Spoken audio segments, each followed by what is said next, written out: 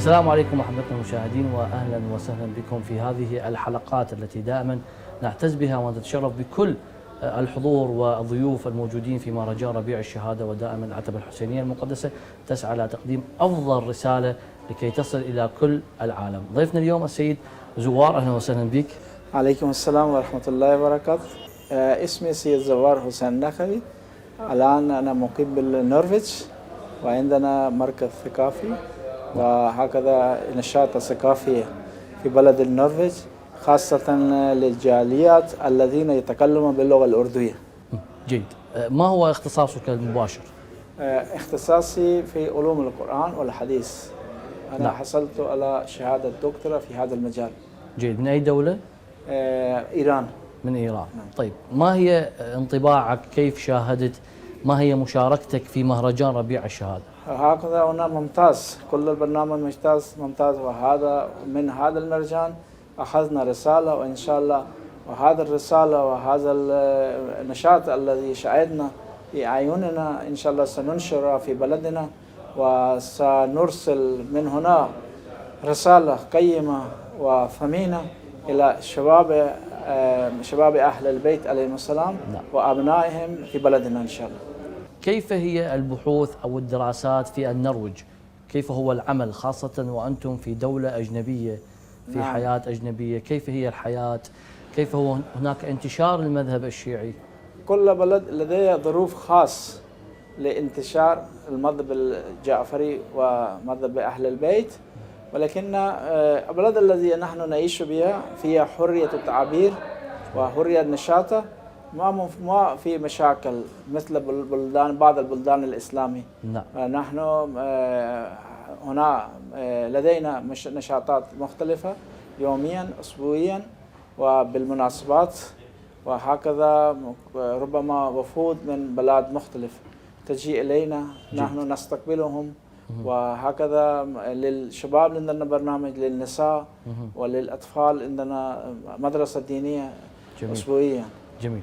طيب، الدولة هناك كيف تتعامل مع الحسينيات، مع الجوامع، مع المناسبات الدينية الشيعية أو الإسلامية؟ معاملتهم عالية وجيد، وهم يعاملون بحسن خلقهم، معاملتهم الإنسانية. ربما في بعض المجاهد هم يساعدون في برنامجنا. لو نحن لا نخالف القانون، نعم، ما في مشكل في بلدنا. جميل. طيب، طبيعة الإعلام، ما هي الصورة الواصلة، الرسالة الإعلامية في النرويج أو الدول الغربية، أنه كيف يشاهدون الشيعة؟ هناك بعض القنوات أو بعض وسائل الإعلام تبين أنه التشيع شيء جاهلي أو شيء سلبي. كيف يشاهدون وكيف يعرفون الشيعة؟ في البداية كل البلاد الغربي والأوروبي يختلف معاملتهم في هذا المجال. نعم، بعضهم مثلا عندهم عصبية، وبعضهم عادي ليس عندهم عصبية. نعم. وهم يعامل جيد. على كل حال نحن سافرنا إلى النرويج، ثقافتنا تختلف من ثقافتهم، لغتنا تختلف، مذهبنا تختلف. في هذا المجال أحيانا نحن نحس عصبية في الإعلام. نعم. بالنسبة لأجانب. صحيح. ولكن ليس بحد أن نحن نقول هذا معاملة سيئة. نعم.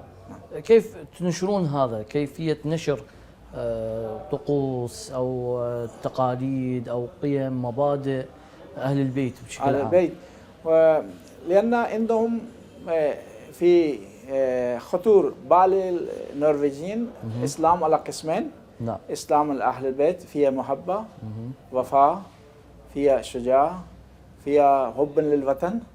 وإسلام آخر إسلام بنو أمية، فيها إرهاب، فيها مشاكل، سوء خلق. وهكذا هم يعرفوننا ويعرفون آخرين، وهكذا هم يعاملون وفق هذا التعارف. جيد. طيب، سؤالنا الأخير، كيف ستنقل هذه الرسالة؟ كيف ستوصل رسالة إيجابية عن ما حدث في كربلاء في مهرجان ربيع الشهادة؟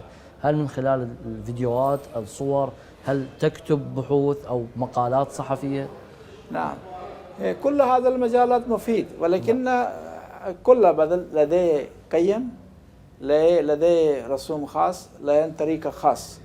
لو نريد أن نرسل رسالة من هنا إلى بلدنا، إلى مسلمين وغيرهم، لابد هم هؤلاء المقيم بالبلد النرويج وجالية النرويج هم لابد يشاهدون من عملنا ومن سيرتنا كيف نعاملهم ولا نكذب، وعندنا وفاء، وإذا وعدوهم نعم.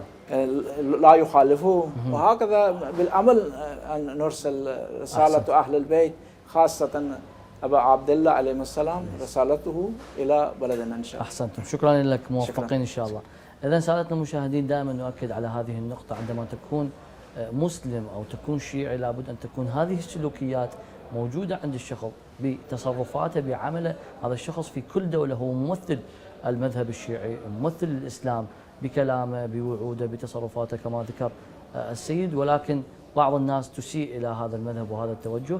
إن شاء الله نور الله سبحانه وتعالى عند الرسول محمد صلى الله عليه وآله وعند أهل البيت عليهم السلام منتشر، ولكن واجبنا كل شخص من مكانه يعمل بطريقة صحيحة. شكرا لكم، نلتقيكم إن شاء الله في لقاءات أخرى، في أمان الله.